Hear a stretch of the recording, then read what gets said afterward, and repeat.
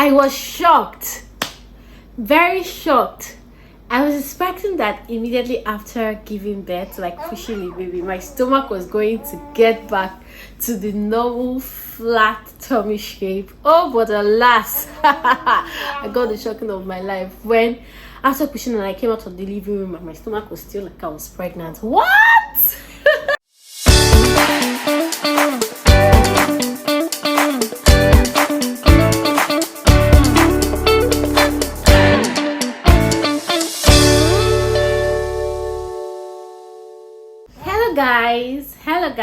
Hello everybody, welcome to my YouTube channel. I didn't imagine I was ever going to be saying this, but yeah, you're very welcome. Hey Velda, your mommy is recording a YouTube video. As I was saying, and for those of you who were saying feature Madam President, for those of you who don't know Madam President is my daughter.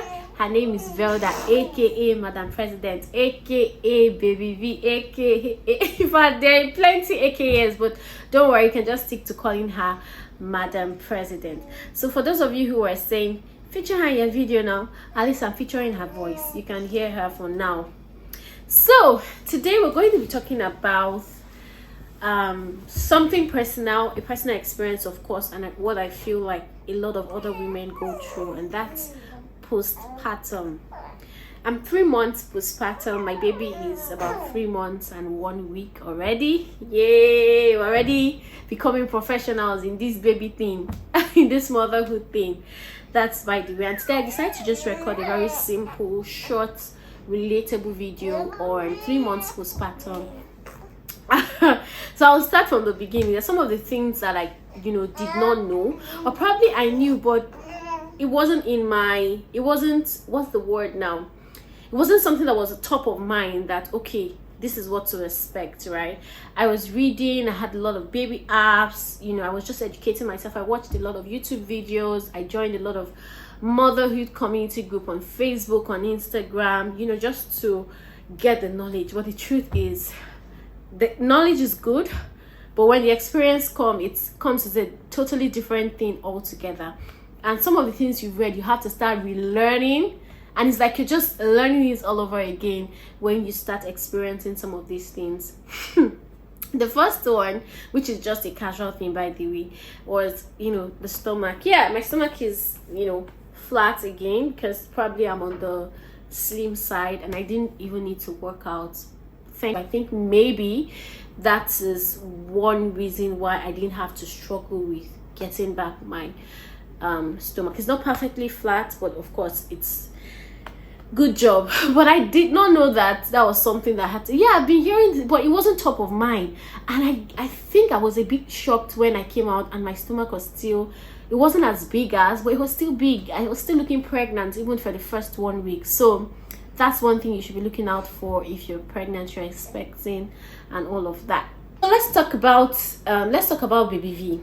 She has been growing so quickly, and it's amazing to see her hit her milestones every day. She's now able to hold her head up for longer periods. We've been doing lots of tummy time to strengthen her neck and her back muscles, and I found that it's actually very helpful as well. And we've been gradually increasing the time we spend on it. When we just started the tummy time, I think when she was just a few weeks old, it was quite uncomfortable for her. She was always very cranky on it, but now I think she's gotten used to it. She's now a big girl and she stays, she lifts her head up while doing the tummy time. I also got her this pillow support, so I just put it around her and the arms and her shoulders just to assist, and I find that it's more comfortable for her that way. And then in terms of sleeping, this one has been a bit of a ride. At first, she was waking up every 2 hours. So in the night, I want to tell people something, but let me not cast myself. So every night, the first few days or weeks when we got back from the hospital, we'll have to wake up every 2 hours. So sleep was, in fact, my sleep was a bit distorted. And then even the 2 hours that she's sleeping, I'm supposed to be sleeping at night, I'll be using that 2 hours to stand up and be checking if my baby is still breathing. It was, I know that a lot of mothers, I've heard a lot of women and mothers testify to this. I don't know why, especially when you're a first time mom, there's just a new responsibility. Like, you have a whole life to take care of. And I know it's not about our power, but there's this motherly instinct to want to be sure that your baby is fine. So the 2 hours I'm supposed to be sleeping, I'll find out that I'm sleep. If she just makes I would fly out of the bed. At some point my husband would be like, okay, you know what, the side of the bed, go to the other side of the bed that is not closer to baby's bed, so that you don't have to easily fly down. Because the speed at which I fly down, I always fly down to just come and check up on baby. Needs to be studied. But now we've slowly been able to stretch that out to longer periods. So no longer 2 hours, at a point increased to 3 hours. It got to 4 hours. I think we're at that point where she can sleep for about 4 hours now. And then that also allows me to, sleep for a longer stretch of time. We've also been able to, or we're trying to establish a bedtime routine by doing things like dimming the light. So when it's night, even in the sitting room, I dim the light, play soothing music. I don't think it works. For some babies, I know some women say, oh, when they play this particular music, their baby sleeps off. I don't have tried it. I don't know, but we try to still play the music. What do they call it again? White music. I forgot. White noise. Yes, white noise. And then we also give her a warm bath before bed and do a little bit of massage with her coconut oil just to relax her. I don't know how effective that is, but I do that for her to see how long, or if she sleeps longer with that or easier with that. It's still a work in progress, but we're getting there. As for me, I've been trying to prioritize self-care whenever I can, and I would like to give a big shout out to my husband as well. That man is very supportive. And the first few months when I was still trying to, well, this is still the first few months, 3 months is what I mean is the first 1 month and the first 2 months, I was still trying to understand my sleeping pattern, because waking up every 2 hours at night, it could be a lot, right? It could be a lot. And I'm somebody that don't sleep in the afternoon as well. I don't take naps in the afternoon. Even till now, it's very, very difficult for me to. So what we did was, my husband initiated that around 4 a.m. or 5, when he wakes up and it's time for me to breastfeed, what I do is I just breastfeed her and I go to sleep, and he takes over till about 9. So I'm able to take 4 hours stretch of sleep. Like, that's the only time I'm able to sleep for long, because he takes over. Because I've already pumped and I already have a store of milk already, he takes that out and helps to feed her, takes care of her basically, while I have my time to sleep and rest. And that has been very, very helpful. I don't take it lightly. And this is also a shout out to other men who are also assisting as much as they can. I know that for some men, their schedule might not allow, but if your schedule will allow, and if you can, please assist your wife any way you can. Please, you need to also step in and just be that support and also caregiver to your baby. Another thing I already spoke about, it was about the tummy thing, but I think it's very important to also say this: don't put yourself under any pressure to snap back. You carried a whole human in your tummy for 9 months plus, for some people 10 months. It's not an easy thing. It's not a walk in the park. So it's something that is massive. So you need to embrace that self-love. You need to embrace self-acceptance.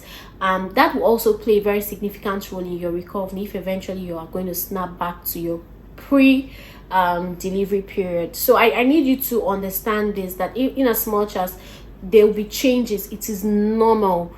Don't go over the top trying to do everything. Do your best. If you can exercise, please, by all means do. But I don't think it's okay to diet, in quote, certain kind of dieting, especially if you're doing exclusive, if you're doing baby friendly. That's what you're doing, just breastfeeding for 6 months. So just take it easy with yourself. There's no pressure. Body image, I know, is a big issue for postpartum, but please relax and cool your temper. Another Another point I would like to talk about is, having a sounding board. Especially as a new mom, a first-time mom, you get lots of advice, and you need to understand that all of these advices, suggestions, even this video I'm doing is also part of it. But it comes from a place of love. People are just sharing based on their own experience. We understand that your experience is different, and always have your matron, your midwife, your doctor as the sounding board. So in-laws, your mother, your father, your sisters, your friend, or even random people, even on YouTube, even the groups that you join, the community that you join, everybody would have an opinion, and they are valid opinion. You need to understand. But in some cases, they might not be valid for you, because you know that everybody's journey is different. Everybody's experiences, different things. So you need to always cross-check with your doctor.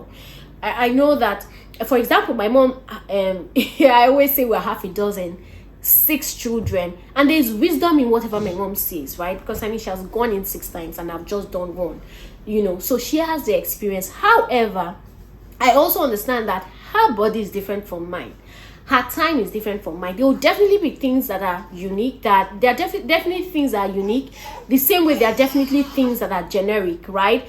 And so that's why I always cross-check with my doctor. If I'm sure that, this thing, are you sure it's okay for my body? Is this thing? My point is always checking with your doctor and your matron. Another point is breastfeeding. This one is a biggie. For a lot of people, they are lucky to, have it so easy with them. Their milk start even coming out even before they put to bed. But for mine, it was easy, but it didn't come out on that day. And I always say, if I know what I know now, if I knew, or how do you used to say it, if I know what I know now, there's certain things that I wouldn't have done. For example, on day 1, I wouldn't have allowed my baby's nurse, to give her glucose, right? And that's because immediately I came out, I put her, I did body skin to skin, but she wasn't latching well. What I would have done was I would have been patient enough to leave her there. And for a day-old baby, she's not really hungry. She still has very small stomach. So I think I was under pressure. In fact, the first few days I was under pressure, because I was hearing stories how people's milk would be rushing, in fact to be staining their clothes, and mine, I wasn't having that kind of experience, and it sort of like put me under subtle pressure, which increased with time. I was even scared at some point. Is my baby eating well? Is my baby feeding? I remember my husband was always, relax, calm down, she's doing well, I'll always be asking my matron. The matron will say, okay, is she pooing? I say yes. Is she, things are okay, relax. And because I was judging my own experience with what I've heard other people's, I've heard of other people's experiences, it sort of like put me under pressure. Because some people, their own time, maybe over stimulated, or I don't know how they say it, they have excess breast milk. I think that's it. And it sort of like leaks. And me, I've not gotten to that point where my own is leaking. I felt like my baby was not eating enough. So you need to calm down and understand that your journey is unique, and it's essential to listen to your body. Of course, prioritize your well-being, sleep, as all these things affect your breastfeed and milk supply. Take a lot of liquid, take a lot of fruits, eat well. If you're in Nigeria, Africa, you know how we do it here, pepper soup. My mom came for mugo. In fact, the next day, the day we got home from the hospital was the day she arrived from Lagos. And it was, in fact, very, very nice. And my mother-in-law also did mugo. So I am blessed to have 2 mothers for Velda's mugo. And they cooked a lot of pepper soup for me. I took pap, I took tea, the way they say take hot tea, do this one. In fact, just do it as far as it's not against, the medical practice. As far as whatever they are saying, you check in with your doctor and your matron, and it's okay to do. So for breastfeeding, like I said, is a learning process for everyone involved. It's a learning process for you. It's a learning process for your baby. As much as you're learning, your baby is also learning. Although they have the instinct, right? They have natural instinct to learn how to hold, grasp, but they will have to learn how to what's the word now? I think I'm forgetting some word. They will learn how to hold on, latch. Thank you. That's the word, latch. They have to learn how to latch. And so the first few days, the first 2 days, I was not patient enough for my baby to latch. You know, it was always coming out and I was tensed already. I think I was just expecting my milk to be flowing like river, you know, and it doesn't work like that. For some people, it could work like that. There is no one size fits all approach to parenting. So develop things at your pace, learn at your pace, give yourself grace. You're doing an amazing job. And peradventure that your breast milk for some reason does not come out, talk to your matron. If there's no way to sort that out, it's okay to give milk, right? I'm doing exclusive for 6 months, but I'm grateful to God that my breast milk has been stabilized, everything is going on well. But for some people, for some reason, they might not be able to breastfeed, and that's fine. It doesn't take away from you as a mother, and it doesn't take away from the health of your child, you know. At 3 months old, baby Felda has achieved some exciting milestones. She's starting to hold her head up on her own. She's beginning to recognize familiar faces like mommy and daddies. She's showing more interest in her surrounding and toys. She's starting to talk a lot, cool and babble, which is just so adorable. She's developing better hand-to-eye coordination and can, you know, hold some objects. She's beginning to also sleep for longer stretches of time, like I said earlier, at night. So here's just a summary of some parenting tips that, you know, has helped us in this first 3 months. Establish a routine as much as you can. It has helped with baby Velda, and it has also helped me to know what to expect, and it has made our days a little bit more manageable. Also, tummy time, and you know, encourage tummy time. It helps to strengthen the baby's neck and upper body parts and muscles rather. Bonding, spend quality time with your baby. Talk to her or to him, sing, read. I got her a book. I'm going to show you the book later. It helps them to just foster this strong emotional connection. I know she doesn't really know what I'm saying, especially when I'm reading to her, but you know, you just see her, you're reading to her and she's responding, and it's such a cute, amazing moment. Baby, what is it? You want to talk? She's even quiet. My baby can talk. Self-care. Remember to take care of yourself too. Make time for self-care activities like exercise, meditation, a relaxing bath, going out. The one I've been looking forward to doing, I've not been able to do yet, is going to the spa. And that's because I want to go with my husband, and then who is going to hold baby. So we're still going to, you know, look for how we're going to do that. Another point is track milestones. Keep a journal or use an app. For me, I use an app. There are lots of apps you can use out there. Just use it to track your baby's milestone and development. Know what to do, know what to adjust without putting yourself under pressure. And of course, seek support. You cannot do this alone. Seek support. If you need help, please by all means ask. I've been blessed with lots of amazing women and even men around me, even my neighbor, my friends. You know, they just sort of like show up for me when I can. And the biggest support I've had so far, of course, is my husband. I mean, we created this bundle of joy together, and so it's only fair that he's involved in, you know, everything, and he's so present. Do you have anything to say? So that's it for today's video. I hope that you enjoyed hearing about my postpartum journey, however brief it was, and my baby's progress. Watching my baby grow and develop has been nothing short of amazing, and I hope this video has been helpful in giving you some insight as to what to expect during the 3 months journey and how to support your baby's growth and development. If you have any questions or comments, please feel free to leave them down below, and as always, do not forget to like and subscribe for more videos like this. Thank you for watching, and I will see you in the next one. Bye.